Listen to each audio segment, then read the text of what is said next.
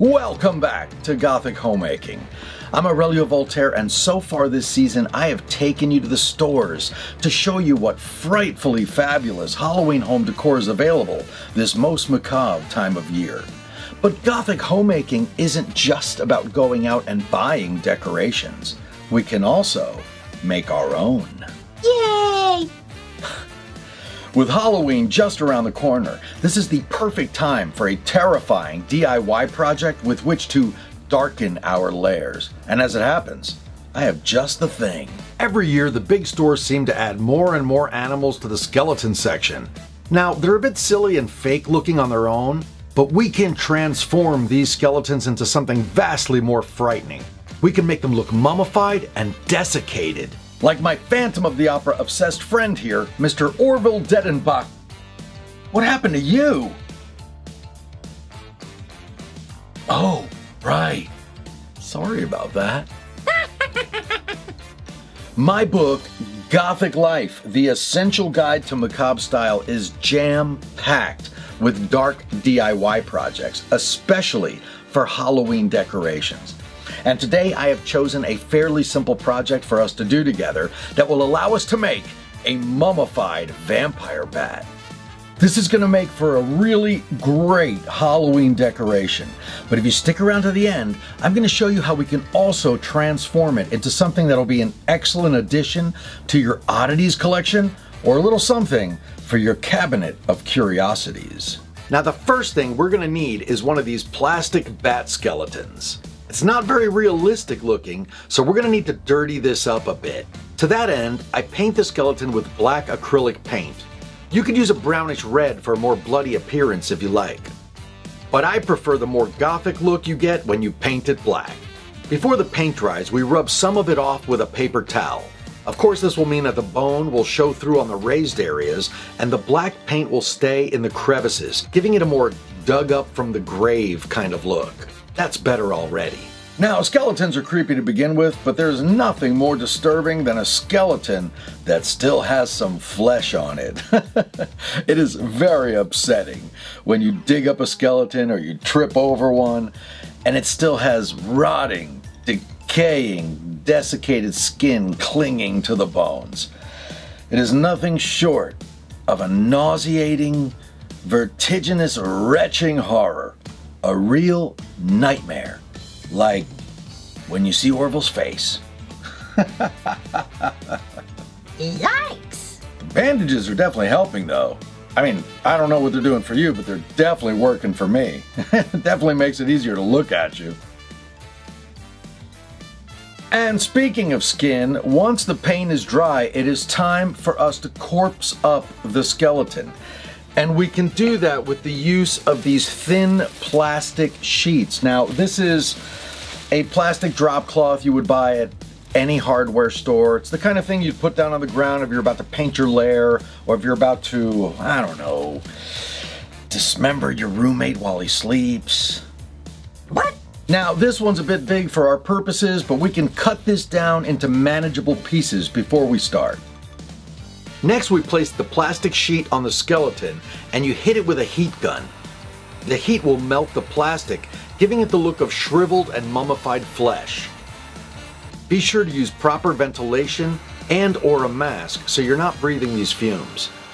At first, I planned to cover the entire wing, but I liked the way this looked with lots of the wing bones showing, so I went with this look instead. What can I say? I was winging it. And don't forget to do the back.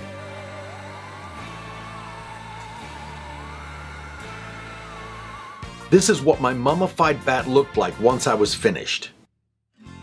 Next, I mix up some gray acrylic paint and paint the whole figure. Once again, I use a paper towel to wipe away some of the paint before it dries to make it look distressed. Then I mix up some warm brownish grays and I dry brush that onto the bat. I think this really helps to make it look more realistic. The last step in painting is to mix up a very watery and dark mixture of acrylic paint to create a wash. I just drip this wash onto the figure and I let it run into the crevices and the recessed areas to bring back some of that darkness in the shadows. This doesn't need to be a very precise application, and once you're done, you can just let the paint drip off. And this is my finished mummified vampire prop. It's hard to believe it started out looking like this. Now that's quite a transformation. This mummified vampire prop will make for a great Halloween decoration, but with a few additional steps, we can mount this as a taxidermy gaff, and it'll be an excellent addition to your curiosity cabinet or oddities collection. Are you serious right now? Oh, I guess he's serious. A taxidermy gaff is an art piece that is meant to look like a taxidermied animal or a cryptid or a mythological beast that one is trying to pass off as the real thing. Taxidermy gaffs have had a long, storied history in the oddities world. One of the most famous examples is the Fiji mermaid that Pacific Islanders would sell to sailors in the 19th and early 20th centuries, telling them that it was a mummified body of a mermaid, when in fact it was the upper half of a monkey sewed to the lower half of a fish. You can learn more about taxidermy gaffs in an ancient episode of Gothic Homemaking called He Who Gaffs Last. So now let's say you're having a sinister soiree, and after dinner you wish to convince your guests that you have the actual mummified corpse of a vampire who was killed just as he transformed into a bat. Well, we have the corpse, but the next thing we're going to need is an ornate frame.